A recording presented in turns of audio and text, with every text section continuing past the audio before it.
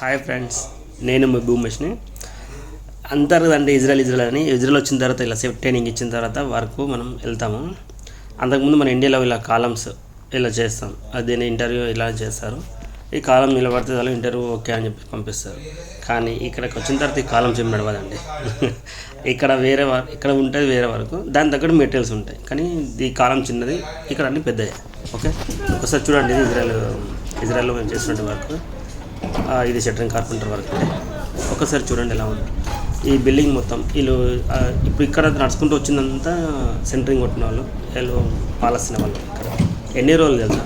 2 గంటలు కొట్టేశారు. ఇప్పుడు ఇక్కడ దాకా నడుచుకుంటూ వచ్చిందండి.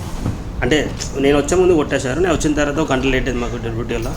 ఒకసారి కొట్టేశారు. వచ్చిన తర్వాత మేము కొత్త పర్సన్ చేసుకొని మాకు ఇచ్చిండు. ఈ 2 రూమ్లు కొట్టాము.